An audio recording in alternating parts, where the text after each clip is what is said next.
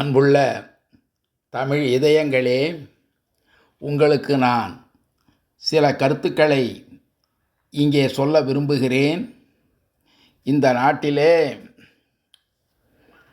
காம வெறி பிடித்த பித்தர்கள் சித்தர்களைப் போல வாழ்கிறார்கள்.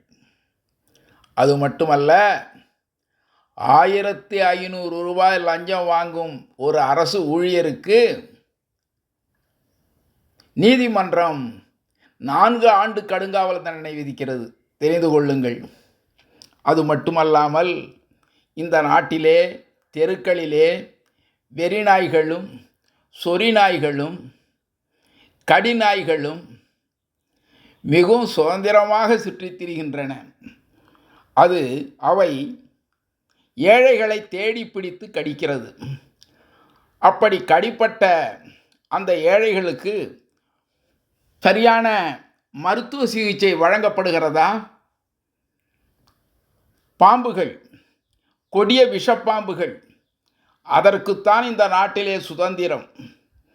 கொடிய விஷப்பாம்புகள், கொடிய காட்டு மிருகங்கள், காட்டு எருமைகள், காட்டு பன்றிகள், இதற்கு நமது அரசு, ஒன்றிய அரசும் சரி, ஊராட்சி ஒன்றிய அரசும் சரி, எல்லாமே இன்றைக்கு பாதுகாப்பாக இருக்கிறது.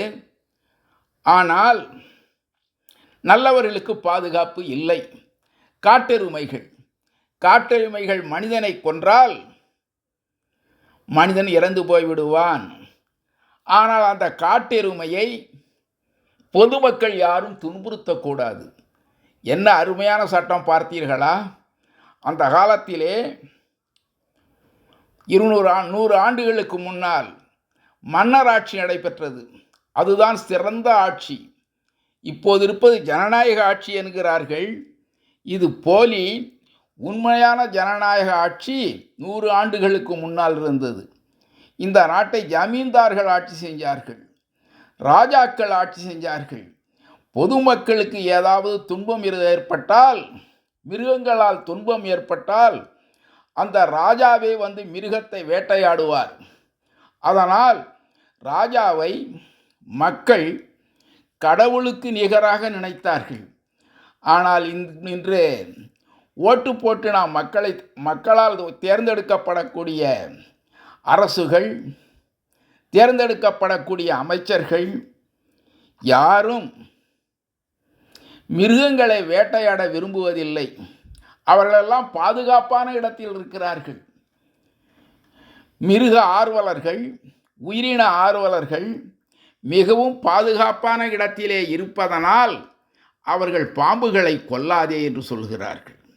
விஷப்பாம்புகளை கொல்லக்கூடாது, மிருகங்களை கொல்லக்கூடாது என்று சொல்கிறார்கள். ஆனால் ரோட்டு ஓரத்திலே வாழ்பவர்கள், காட்டின் ஓரத்திலே வசிப்பவர்கள் இந்த மிருகங்களால் தாக்கப்பட்டு இறந்து போய்விட்டால் அவர்கள் நம்பியிருக்கின்ற குடும்பத்திற்கு யார் உதவி செய்வார்கள்? இதை நான் சமூக விழிப்புணர்வாக உங்களுக்கு நான் சொல்கிறேன். அது மட்டுமல்லாமல் இந்த நாட்டிலே யார் லஞ்சம் வாங்காதவர்கள்? யாராவது ஒரு அதிகாரிகள் காட்ட முடியுமா லஞ்சம் வாங்காதவர் என்று? எல்லோரும் லஞ்சம் வாங்குகிறார்கள், கோடி கோடியாக லஞ்சம் வாங்குகிறார்கள். ஆனால் யார் மாட்டிக்கொள்கிறார்கள்?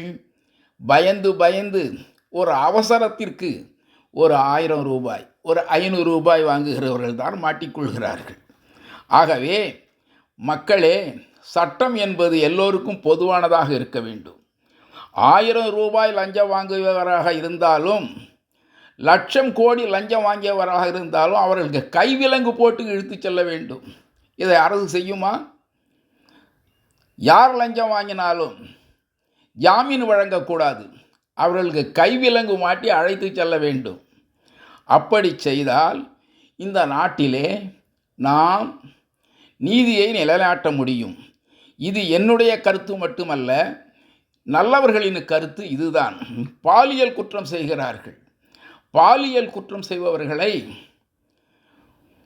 உடனே தண்டனை கொடுக்க வேண்டும். அதாவது 1 வயது குழந்தை முதல் 90 வயது கிழவி வரை மிருகங்கள் வேட்டையாடுகின்றன. இதை நாம் பார்க்கிறோம். அவர்களை பிடிக்கிறார்கள், கோர்ட்டில் நிறுத்துகிறார்கள். நீதிபதிகள் அவர்களுக்கு ஜாமீன் கொடுத்து விடுகிறார்கள். அதனால் அவர்கள் வெளியில் வந்து இன்னும் பல குற்றங்களை செய்து தடயங்களை அழித்து விடுகிறார்கள்.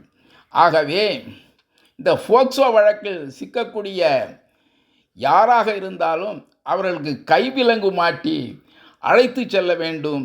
காவல் நிலையத்திற்கு எதிரிலே இவர் போக்சோ குற்றவாளி என்று எழுதி வைத்தால் போக்சோ குற்றங்கள் குறைந்துவிடும், பாலியல் குற்றங்கள் குறைந்துவிடும், பெண்கள் தைரியமாக நடந்து செல்ல முடியும். இதை யார் செய்வது? அரசு செய்ய வேண்டும். அரசு செய்யுமா? அப்படி செய்ய வேண்டும் என்றுதான் நான் எதிர்பார்க்கிறேன். நானே பாலியல் வழக்கில் சிக்கினால் என்னையும் கைவிலங்கு போட்டு இழுத்து செல்ல வேண்டும்.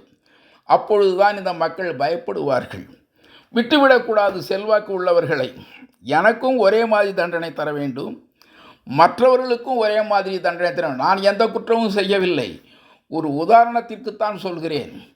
நான் பாலியல் குற்றம் செய்ததாக இந்த நாடு, இந்த மக்கள் அறிந்தால், தக்க ஆதாரங்கள் இருந்தால் எனக்கும் கைவிலங்கு மாட்டி அழைத்து செல்ல வேண்டும் என்று நான் கேட்டுக்கொள்கிறேன். இப்படிக்கு டிஜேபி பாஸ்கர், சமூக சீர்திருத்தாளர்.